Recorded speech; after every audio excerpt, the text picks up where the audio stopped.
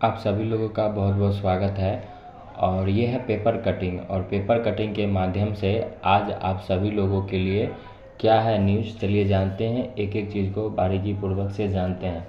News है outsourcing एजेंसियों के मध्याह्न भोजन के 650 कर्मियों की छुट्टी।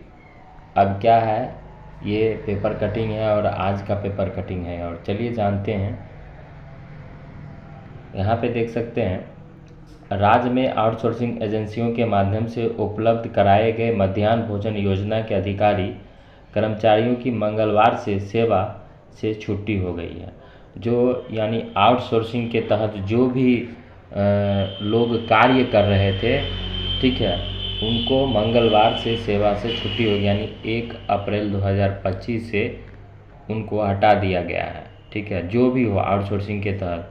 विद्यालय में भी कुछ ऐसे थे जिनको आउटसोर्सिंग के तहत बहाली किया गया था, उन लोगों को भी छुट्टी कर दिया गया होगा आउटसोर्सिंग के तहत जो भी होंगे। आउटसोर्सिंग एजेंसियों के माध्यम से मध्याह्न भोजन योजना के लिए उपलब्ध कराए गए अधिकारी कर्मचारियों की संख्या तकरीबन 650 थी। ये केवल मध्याह्न भोजन के लिए है, ठीक है। तो मध्याह्न भोजन के जो 650 कर्मी थे जो कार्य कर रहे थे, उनको जो है वो 1 अप्रैल 2025 से छुट्टी कर दी गई है। इन अधिकारी कर्मचारियों की सेवा आउटसोर्सिंग एजेंसियों द्वारा प्रखंड स्तर से लेकर जिला एवं राज्य स्तर तक उपलब्ध कराई गई थी। विश्वस्त सूत्रों की माने तो इन भोजन योजना के लिए शिक्षा विभाग के पूर्व अपर मुख्य सचिव के कार्यकाल में उपलब्ध कराई गई थी। जो पूर्व के जो अपर मुख्य सचिव थे के पाठक, उनके द्वारा जो है आउटसोर्सिंग के तहत कर्मियों की बहाली की गई थी, जो कि मंगलवार से। अब इसमें आप देख सकते हैं, इस पेपर कटिंग में विद्यालय से संबंधित ही पेपर कटिंग में बताया गया है कि सरकारी विद्यालयों में लगेंगे स्वास्थ्य शिविर। यानी जितने भी सरकारी विद्यालय हैं सभी विद्यालयों में स्वास्थ्य शिविर लगेगा, ठीक है। स्वास्थ्य शिविर लगेगा जिसमें बच्चों को प्रमुख रूप से स्वास्थ्य सेवा दी जाएगी। राज्य स्कूल छात्राओं के बेहतर स्वास्थ्य के लिए मुहिम शुरू होगी।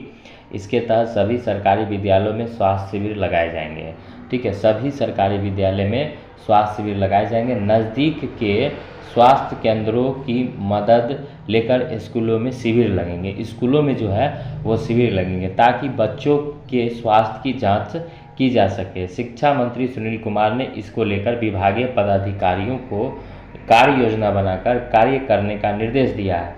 विभागीय पदाधिकारी बताते हैं कि विद्यालय में बच्चों की स्वास्थ्य की जांच की जाएगी, ठीक है। साथ ही स्वच्छता को लेकर भी छात्र छात्राओं को जागरूक किया जाएगा।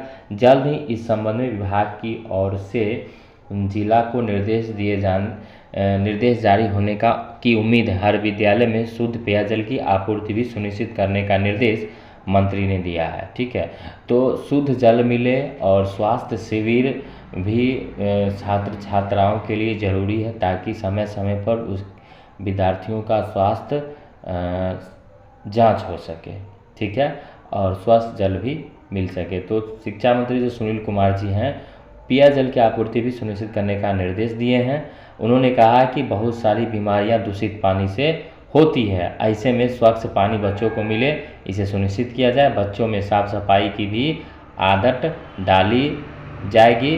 प्रधानाध्यापकों की जिम्मेदारी होगी कि विद्यालय परिसर साफ सुथरे रहें, ठीक है। तो शिक्षा से संबंधित अब इस पेपर कटिंग को जानते हैं, जो कि शिक्षा विभाग से ही संबंधित है, जो खासकर बच्चों के लिए है। और जितने भी लोग जुड़े हुए हैं सभी लोग गार्जियन होंगे, और गार्जियन होंगे तो जानना भी ज़रूरी है, ठीक है।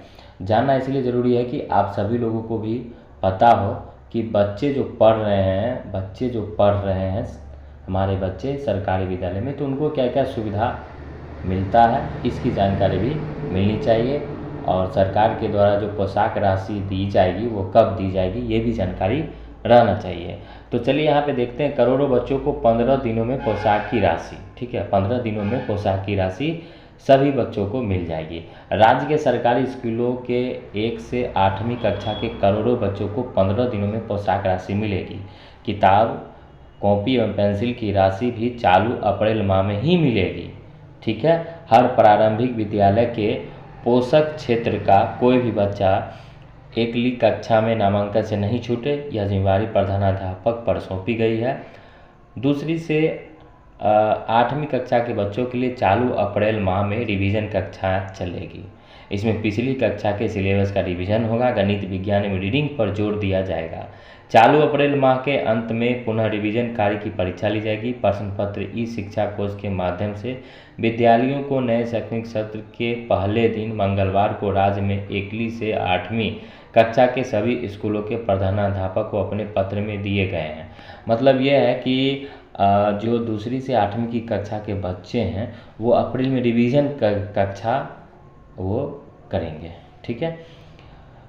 अब यहाँ पे ये है कि अपर मुख्य सचिव डॉक्टर एस सिद्धार्थ ने प्रधानाध्यापक से कहा है कि आपके विद्यालय में कक्षा एक में जो नए छात्र छात्रा प्रवेश करेंगे, इसके लिए आवश्यक है कि विद्यालय में कक्षा का कार्य रुचिपूर्ण रखें, ताकि जो नए विद्यार्थी विद्यालय में योगदान दे रहे हैं उन्हें विद्यालय का वातावरण अच्छा लगे।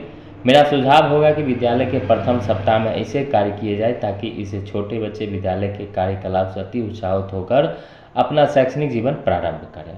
विद्यालय के पोषक क्षेत्र में मुखिया के स्तर पर, वार्ड सदस्य के स्तर पर एवं जीविका के स्तर पर बैठक कर पोषक क्षेत्र के सभी बच्चों का एकली कक्षा में नामांकन कराया जाए। ऐसा कोई भी बच्चा क्षेत्र में, तो इनका कहने का मतलब यह है कि बच्चे का नामांकन भी हो और ऐसा वातावरण हो कि बच्चे को मन लगे। ठीक है। तो 15 दिन में पोशाक की राशि भी बच्चे को मिल जाएगी। किताब, कॉपी, पेंसिल की राशि भी अप्रैल माह में ही मिलेगी। एकली कक्षा में 100% बच्चों का होगा नामांकन। दूसरी से 8वीं कक्षाओं के बच्चों की अप्रैल में चलेगी रिवीजन कक्षाएँ। ठीक है। अप्रैल में जो है दूसरी से 8वीं की कक्षा के बच्चों की रिवीजन क्लास शुरू होगी। ठीक है। मासांत मिली जाएगी परीक्षा भी। आधारभूत संरचनाओं का स्कूल का होगा सर्वेक्षण।